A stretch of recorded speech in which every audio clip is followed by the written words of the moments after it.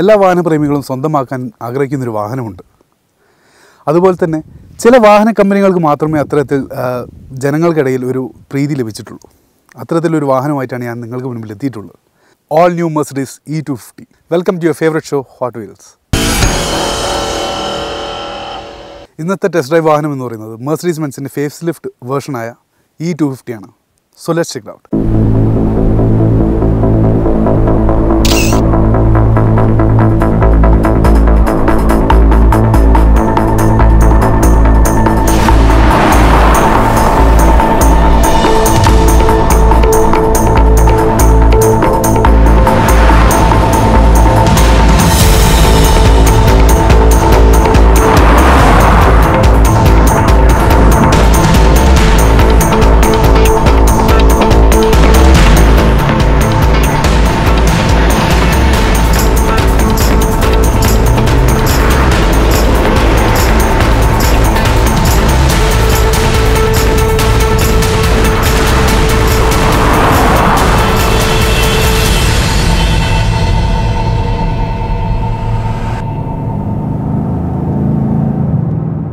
Mercedes ബെൻസിൻ്റെ E250 ആണ് നമ്മളിപ്പോൾ കണ്ടുകൊണ്ടിരിക്കുന്നത്. ശരിക്കും മെർസിഡീസ് ബെൻസിൻ്റെ മുൻപത്തെ വേർഷൻസായ A class, B class, C class, E class നമ്മളൊക്കെ ഈ ഒരു വേർഷൻസ് മൊത്തം നമ്മൾ ഹോട്ട് വീൽസിലൂടെ കണ്ടു കഴിഞ്ഞു. ശരിക്കും ഈ വെഹിക്കിൾ എന്ന് പറയുന്നത് E250 എന്നുള്ള പ്രത്യേകത. E220 ആണ് ഏറ്റവും മുൻപത്തെ വേർഷൻ. ശരിക്കും ഈ വേർഷനിൽ ഈ ഒരു മോഡലിൽ ഈ ഒരു വേർഷനിൽ ഇറങ്ങിയിട്ടുള്ളൂ. E250 മാത്രമേ ഇറങ്ങിയിട്ടുള്ളൂ. E220 ഡിഫറൻസ് എന്ന് പറയുന്നത് അതിൻ്റെ പവർ മാത്രമാണ്. പവർ വളരെ കുറഞ്ഞതാണ് E220. E250 എന്ന് കുറച്ചും കൂടി പവർ കൂടിയൊരു വാഹനമാണ്.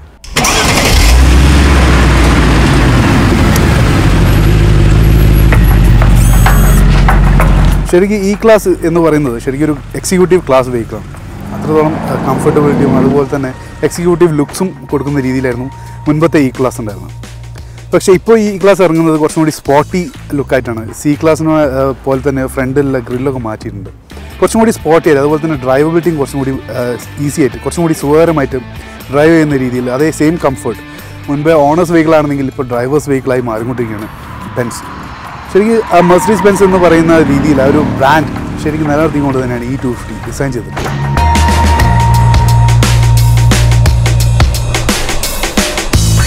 മെർസിഡീസ് ബെൻസ് E250യുടെ ഫ്രണ്ട് പോർഷനാണ് നമ്മൾ കണ്ടുകൊണ്ടിരിക്കുന്നത്. അപ്പം പഴയ ഈ ക്ലാസ്സിൽ നിന്നും ഒരുപാട് ചേഞ്ചസ് വരുത്തിയിട്ടുണ്ട്. ഫ്രണ്ട് നോക്കുകയാണെങ്കിൽ അതിൻ്റെ മെയിൻ പറയേണ്ട ഗ്രില്ലാണ്. ശരിക്കും ആ ഒരു എക്സിക്യൂട്ടീവ് ആ ലുക്ക് മാറ്റിയിട്ട് പൊതുവേ ഒരു നല്ലൊരു സ്പോർട്ടി ലുക്കും കുറച്ചും കൂടി ബൾജി ആയിട്ട് ഫ്രണ്ടിലേക്ക് കുറച്ചും കൂടി ബൾജ് ചെയ്യുന്ന രീതിയിലാണ് ഇതിൻ്റെ ഫ്രണ്ടേജ് കൊടുക്കുന്നത്.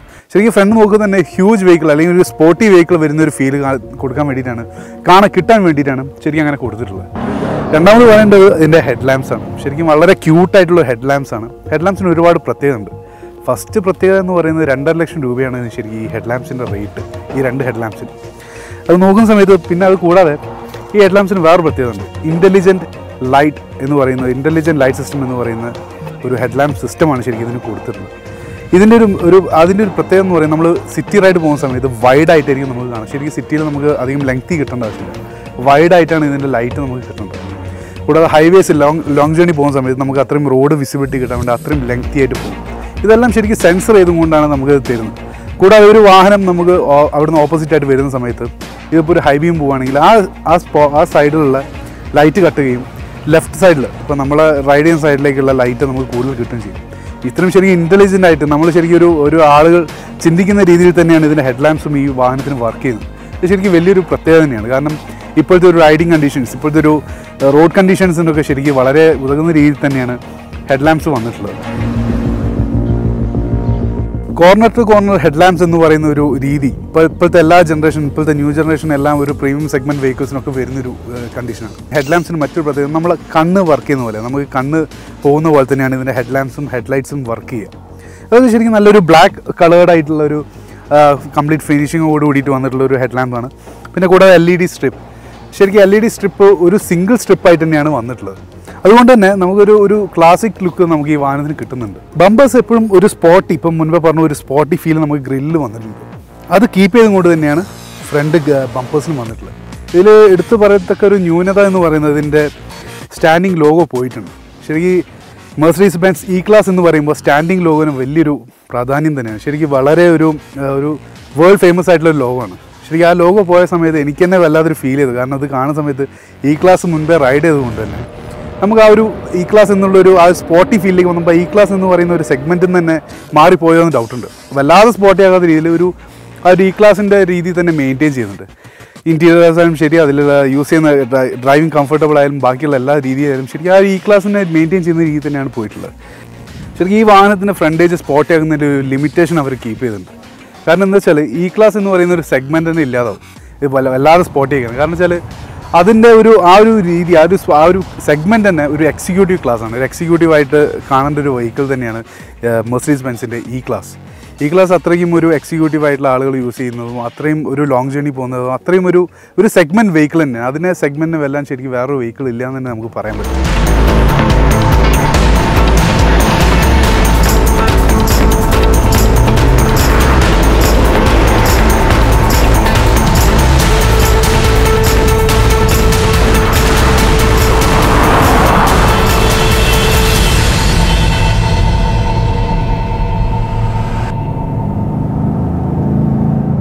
Mercedes Benz E250 side portion നമ്മൾ കണ്ടുകൊണ്ടിരിക്കുന്നത്. അപ്പോൾ കാണുന്ന സമയത്ത് തന്നെ അറിയാം ഇതിൻ്റെ ഒരു ഗ്രൗണ്ട് ക്ലിയറൻസ്. ശരിക്കും നമുക്ക് അതിനിപ്പം ലക്ഷറി വെഹിക്കിളിന് പൊതുവേ ഗ്രൗണ്ട് ക്ലിയറൻസ് പറയാറില്ല. എന്നിരുന്നാലും ഒരു 165-170 വരെ ഉള്ളൊരു ഗ്രൗണ്ട് ക്ലിയറൻസാണ് ഈ വാഹനം നൽകുന്നത്. കൂടാതെ ഇതിൻ്റെ ഒരു വീൽ ബേസ് 2874 ഇതാണ് ഇതിൻ്റെ വീൽ ബേസ്. വീൽ ബേസിനെ കൊണ്ടൊരു ഗുണം എന്താ വെച്ചാൽ വീൽ ബേസ് കൂടുന്തോറും നമുക്ക് ഇൻറ്റീരിയർ സ്പേസ് കൂടും. ബാക്ക് സീറ്റ് പാസഞ്ചേഴ്സിന് ഏറ്റവും കൂടുതൽ കംഫർട്ടബിൾ ആയിട്ട് ഇരിക്കാൻ സാധിക്കും. കൂടാതെ മറ്റൊരു പ്രത്യേകത ഉള്ളത് വെച്ചാൽ ഇതിൻ്റെ ക്യാരക്ടർ ലൈൻസ് ശരിക്കും കുറച്ച് ബൾജ് നല്ല രീതിയിൽ തന്നെ സെറ്റ് നല്ല രീതിയിലാണ് ഡിസൈൻ ചെയ്തത്. അതുകൊണ്ട് തന്നെ ഒരു എയറോഡൈനാമിക് ഷേപ്പ് ഫ്രണ്ടിൽ നിന്ന് പോകുന്നത് കൂടെ തന്നെ ഈ ക്യാരക്ടർ ലൈൻസ് പോകുന്നുണ്ട്. അതുകൊണ്ട് തന്നെ നല്ലൊരു ഷോ ആയിരിക്കും വാഹനം. സൈഡ് പോർഷൻ നോക്കുകയാണെങ്കിൽ തന്നെ നല്ലൊരു ബൾജ് അല്ലെങ്കിൽ മസ്കുലർ ലുക്ക് കൊടുക്കുന്നുണ്ട് ഈ വാഹനം.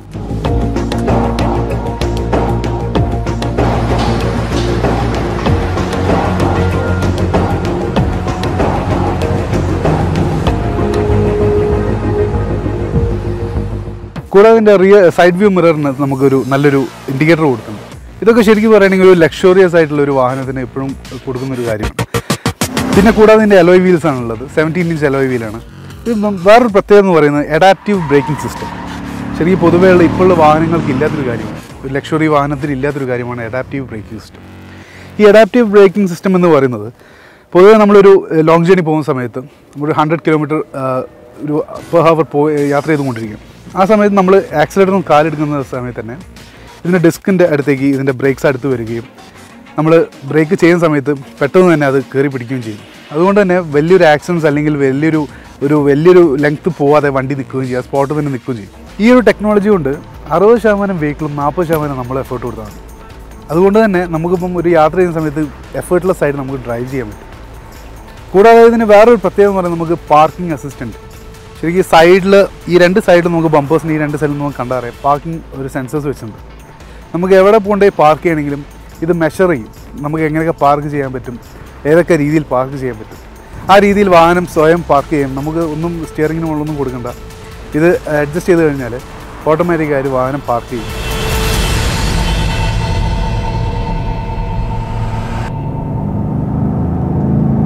Mercedes Benz E250 rear version നമ്മൾ കണ്ടുകൊണ്ടിരിക്കുന്നത്.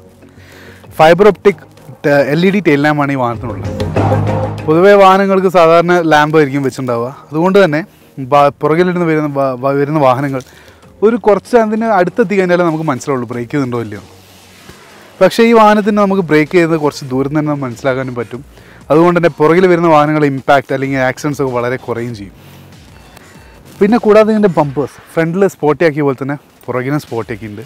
ട്വിൻ എക്സോസ്റ്റാണ്. ശരിക്കും നല്ല കോംപ്ലേറ്റഡ് ആയിട്ടുള്ള ഒരു ട്വിൻ എക്സോസ്റ്റാണ് വന്നിട്ടുള്ളത്. ഇനി അതിൻ്റെ കളേഴ്സ് മുൻപ് പറഞ്ഞ പോലെ തന്നെ ബ്ലാക്ക് ആൻഡ് വൈറ്റ്.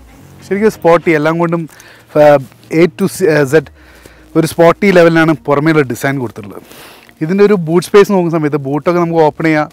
പൊതുവേ നമുക്ക് ഇങ്ങനെ കൊണ്ടുപോയി ഓപ്പൺ ചെയ്യണം. പക്ഷേ ഇതൊക്കെ കീയിലാണ് ഇപ്പോഴത്തെ ഓൾമോസ്റ്റ് എല്ലാ വെഹിക്കിളിനും കീ തന്നെയാണ് ബൂട്ട് സ്പേസ് ഓപ്പൺ ചെയ്യാൻ പറ്റുന്നത്. ശരിക്കും അത്യാവശ്യം നല്ലൊരു വലിയ ബൂട്ട് സ്പേസാണ് ഈ വാഹനത്തിനുള്ളത്. 540 ലിറ്റേഴ്സാണ് ഇതിൻ്റെ ബൂട്ട് സ്പേസ്. ഈ ഒരു സെഗ്മെൻറ്റിൽ ഏറ്റവും നല്ലൊരു വലിയ ബൂട്ട് സ്പേസ് തന്നെയാണ് മെർസിഡീസ് ബെൻസ് ഈ ക്ലാസ്സിനുള്ളത്. കൂടാതെ മറ്റൊരു പ്രത്യേകത എന്ന് പറയുന്നത് സ്പെയർ വീൽസ്. പൊതുവേ ഈ ഒരു സെഗ്മെൻറ്റ് വെഹിക്കിൾസിന് സ്പെയർ വീൽ ഒരു കമ്പനിയും കൊടുക്കാറില്ല. പക്ഷേ അലോയ് വീലായിട്ടുള്ള സ്പെയർ വീലിനെയാണ് മെർസിഡീസ് ബെൻസിന് ഈ ക്ലാസ്സിന് കൊടുക്കുന്നത്.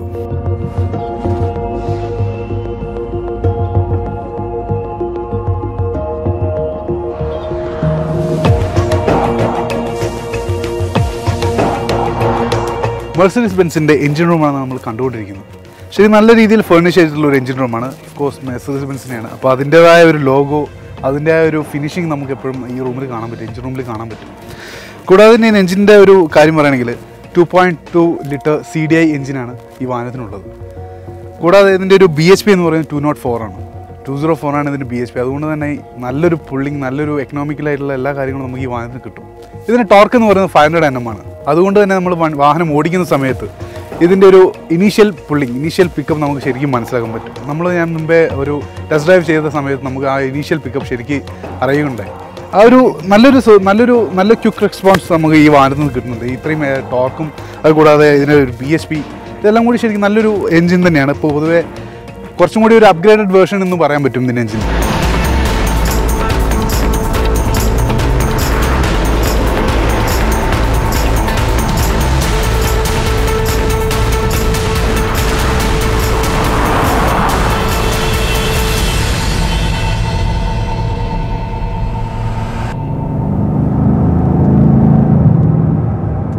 ഈ ഒരു വാഹനത്തിന് ഇൻറ്റീരിയർ സെക്ഷൻ നോക്കുകയാണെങ്കിൽ ഒരു മെയിൻ ചേഞ്ച് വന്നിട്ടുണ്ട്. പൊതുവേ എല്ലാ വാഹനത്തിൻ്റെയും ഒരു വുഡൻ ഫിനിഷിങ് വരുന്നത് പോളിഷ് ചെയ്തിട്ടാണ്. പക്ഷേ ഈ വാഹനത്തിന് പോറഷ് വുഡൻ ഫിനിഷിംഗ് ആണ് വന്നിട്ടുള്ളത്, പോളിഷ് ചെയ്തിട്ടില്ല. അതുകൊണ്ട് തന്നെ ഒരു എക്സിക്യൂട്ടീവ് അല്ലെങ്കിൽ ഒരു റിച്ച്നെസ് നമുക്ക് ഈ വാഹനത്തിൽ പ്രത്യേക റിച്ച്നെസ്സാണ് നമുക്ക് കിട്ടുന്നത്. കൂടാതെ വരുന്നത് ഇതിൻ്റെ ടോട്ടൽ ഒരു AC വെൻ്റൊക്കെ ഒരുപാട് പുതിയ ഡിസൈനാണ് വന്നിട്ടുള്ളത്. പഴയ ഡിസൈനിൽ നിന്ന് ഒരുപാട് കുറച്ചും കൂടി സ്പോട്ടി ആയിട്ട് കളേഴ്സൊക്കെ കൊടുത്തിട്ട് നല്ലൊരു മിക്സറാണ്, കളറിന് നല്ലൊരു മിക്സറാണ് ശരിക്കും ഈ വാഹനത്തിൽ കൊടുത്തിട്ടുള്ളത്.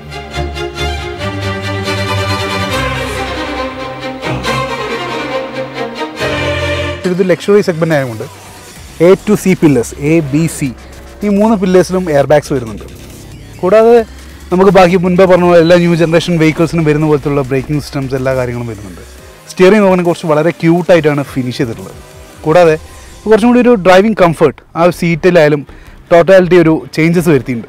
കൂടാതെ മുൻപിലും ഈ മെമ്മറി വൈസിൽ നമുക്ക് സീറ്റ് അഡ്ജസ്റ്റ് ചെയ്യുന്ന രീതിയിൽ മുൻപിലും വന്നിട്ടുണ്ട്, ഈ കോ പാസഞ്ചർ സീറ്റിലും വന്നിട്ടുണ്ട്. കൂടാതെ ഉള്ളതെന്ന് വെച്ചാൽ AC ക്ലൈമട്രോണിക് ആണ്, ഒരുപാട് യൂട്ടിലിറ്റി സ്പേസസ് ഉണ്ട്. പിന്നെ നമുക്ക് ടിൽറ്റബിൾ ആൻഡ് ടെലിസ്കോപ്പിക് സ്റ്റിയറിംഗ് ആണ് ഈ വാഹനത്തിന് വരുന്നത്. കൂടാതെ നമുക്ക് ബ്ലൂടൂത്ത് കണക്ടിവിറ്റി അങ്ങനത്തെ ഒരുവിധം എല്ലാ ന്യൂ ജനറേഷൻ കാര്യങ്ങളും ഈ വാഹനത്തിൻ്റെ മെയിൻ ഓഡിയോ സിസ്റ്റം നമുക്കൊരു വലിയൊരു ഘടകമാണ്. 12 സ്പീക്കേഴ്സാണ് ഈ ഓഡിയോ സിസ്റ്റത്തിനുണ്ട്.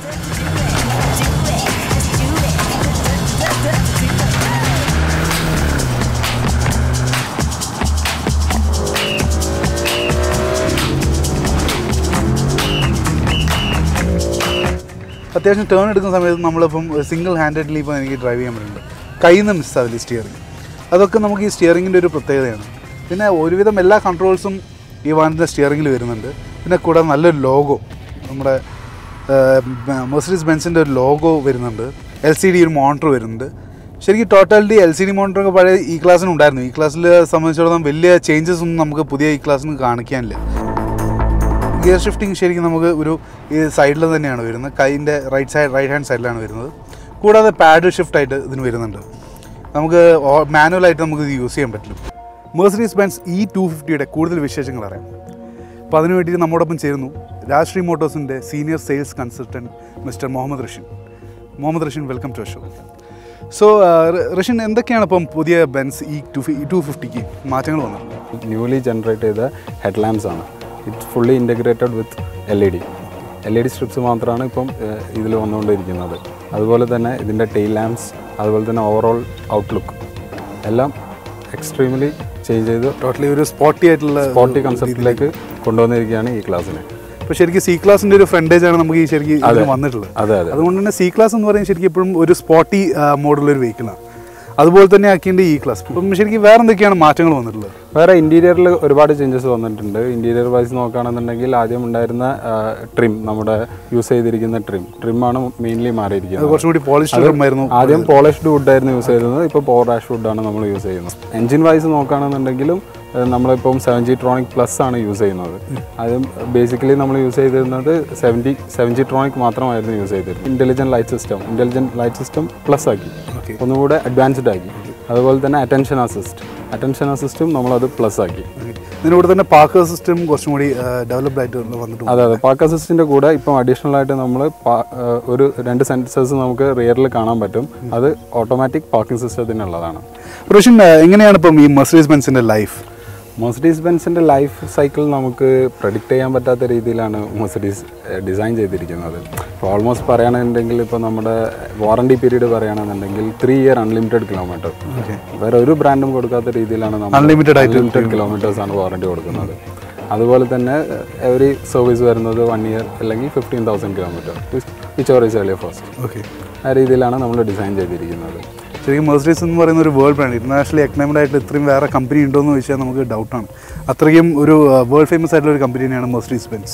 ഈ വാഹനത്തിന് കമ്പാരിസൺ വരുന്നത് ശരിക്കും BMW 5 Series അതുകൂടാതെ Audi A6 ശരിക്കും റോഷൻ, ഈ വാഹനങ്ങൾ ഇപ്പം BMW 5 Series അല്ലെങ്കിൽ Audi A6 കമ്പയർ ചെയ്യുന്ന സമയത്ത് എന്താണ് ഇതിന് അത് നമുക്ക് വ്യത്യാസം? ഒരു നല്ല വ്യത്യാസം ഉണ്ടെന്ന് തോന്നുന്നു. എന്തൊക്കെയാണ് അതിൻ്റെ വ്യത്യാസം? ഇപ്പോൾ ഫസ്റ്റായിട്ട് BM 5 Series ആയിട്ട് കമ്പയർ ചെയ്യുന്ന സമയത്ത് നമുക്ക് പറയാനുള്ളതെന്ന് വെച്ച് കഴിഞ്ഞാൽ ഇതിൻ്റെ പെർഫോമൻസ്. ഇത് 2.2 ലിറ്റർ എഞ്ചിനിൽ 204 bhp പവർ പ്രൊഡ്യൂസ് ചെയ്യും. വിത്ത് 500 Nm ടോക്കാണ് ഇത് പ്രൊഡ്യൂസ് ചെയ്യുന്നത്. ഇപ്പോൾ നമ്മൾ എഞ്ചിനെ പറ്റി കൂടുതൽ ഞങ്ങൾ പറഞ്ഞു കഴിഞ്ഞു. പക്ഷേ അതിൽ നിന്നും റോഷൻ എന്തൊക്കെയാണ് ഇപ്പം എഞ്ചിനിൽ നിന്ന് പുതിയ മാറ്റങ്ങൾ എന്തൊക്കെയാണ് വന്നിട്ടുള്ളത്? ഇപ്പം ന്യൂലി ലോഞ്ച് ചെയ്ത ഈ ക്ലാസ്സിൽ പറയുകയാണെന്നുണ്ടെങ്കിൽ 7G Tronic പ്ലസ് ആണ്. അതായത് നമ്മുടെ എഞ്ചിൻ്റെ ഗിയർ ഷിഫ്റ്റിംഗ് കുറച്ചും കൂടി ഫാസ്റ്റ് ആവുന്ന രീതിയിലാണ് ചെയ്തിരിക്കുന്നത്. അത് നമുക്ക് ഡ്രൈവ് ചെയ്യുന്ന സമയത്ത് തന്നെ അതിൻ്റെ ആ ഫീലിംഗ് നമുക്ക് ശരിക്കും കിട്ടും. കാരണം ആ മാക്സിമം പീക്ക് ചെയ്തിട്ട് നമുക്ക് ഗിയർ ഷിഫ്റ്റിംഗ് മാറി പോകുന്നത് നമുക്ക് പെട്ടെന്ന് കാണാൻ കഴിയും. ക്വിക്ക് റെസ്പോൺസ് ആണ് എല്ലാത്തിനും. എന്താണ് ഇപ്പോൾ റിയറിൽ നമുക്ക് ശരിക്കും പഴയ ഈ ക്ലാസ്സിൽ നിന്ന് റിയർ ഒരുപാട് മാറ്റം വന്നിട്ടുണ്ട്. പ്രദർശിച്ചാൽ നമുക്ക് മനസ്സിലാവും ശരിക്കും എന്തൊക്കെയാണ് മാറ്റങ്ങൾ വന്നത്. ഇപ്പോൾ റിയറിൽ നമുക്ക് നോക്കുന്ന സമയത്ത് തന്നെ കാണാൻ പറ്റും, റിയറിലെ ടൈൽ ലാമ്പ് മൊത്തത്തിൽ മാറ്റിയിട്ടുണ്ട്. അതിൽ നമ്മൾ ഫൈബർ ഒപ്റ്റിക്സ് ആണ് യൂസ് ചെയ്യുന്നത്. എല്ലാം LED സിസ്റ്റംസ് ആണ്. അത് കൂടാതെ തന്നെ വളരെ നല്ല രീതിയിൽ ഡിസൈൻ ചെയ്ത 2 ട്വിൻ എക്സോസ്റ്റ് നമുക്ക് കാണാൻ പറ്റും. വണ്ടിയുടെ ടോട്ടാലിറ്റി നോക്കുന്ന സമയത്ത് നമുക്ക് മുൻഭാഗം ഡിസൈൻ ചെയ്തിട്ടുണ്ട്. മുൻഭാഗം എത്രത്തോളം സ്പോട്ടി ആക്കിയിട്ടുണ്ട്, അതുപോലെ തന്നെയാണ് പിൻഭാഗം സ്പോട്ടി ആയിട്ടുള്ളത്. കാരണം 2 ട്വിൻ എക്സോസ്റ്റ് വന്നിട്ടുണ്ട്. അത് 2 നല്ല രീതിയിൽ തന്നെ ക്രോം ഫിനിഷിങ് കൊടുത്തിട്ടുണ്ട്. കൂടാതെ കളറിങ് ബ്ലാക്കും വൈറ്റും കൂടി ആ ഒരു സ്പോട്ടി ഫീൽ തന്നെ എപ്പോഴും നിലനിർത്തിക്കൊണ്ട് തന്നെയാണ്. കൂടാതെ കംഫർട്ട് ലെവൽ നോക്കുന്ന സമയത്ത് നമ്മൾ ഡ്രൈവ് ചെയ്ത സമയത്ത്, നമ്മൾ ടെസ്റ്റ് ഡ്രൈവ് എടുത്ത സമയത്ത് തന്നെ വളരെ നല്ലൊരു കംഫർട്ട് ഫീലിംഗ്. ഇപ്പം പൊതുവേ ഈ ക്ലാസ് അല്ലെങ്കിൽ മെർസിഡീസ് ബെൻസ് എന്ന് പറയുമ്പം ഒരു ഓണേഴ്സ് വെഹിക്കിളാണ്. പാസഞ്ചറായിട്ട് ബാക്കിലിരിക്കുന്ന അല്ലെങ്കിൽ സൈഡിലിരിക്കുന്ന ഒരാൾക്ക് മാത്രമേ കംഫർട്ട് ഉണ്ടായിരുന്നുള്ളൂ. പഴയകാല വെഹിക്കിൾ ഡ്രൈവ് ചെയ്യാനും സുഖമായിരുന്നു. പക്ഷേ ഈ ഒരു സെഗ്മെൻറ്റ് ഇപ്പോഴത്തെ ഒരു ന്യൂ ജനറേഷൻ 2012 മുതൽ ഉള്ള വാഹനങ്ങൾക്ക് പൊതുവേ ഡ്രൈവബിലിറ്റിയും കൂടിയിട്ടുണ്ട്. അതുകൂടാതെ തന്നെ സെയിം ഒരു കംഫർട്ട് തന്നെ പാസഞ്ചറും കിട്ടുന്നുണ്ട്. ടോട്ടലി നോക്കുന്ന സമയത്ത് ഒരു അപ്ഗ്രേഡഡ് വേർഷനായിട്ട് തന്നെയാണ് മെർസിഡീസ് ബെൻസ് ഈ ക്ലാസ് E250 വന്നിട്ടുള്ളത്.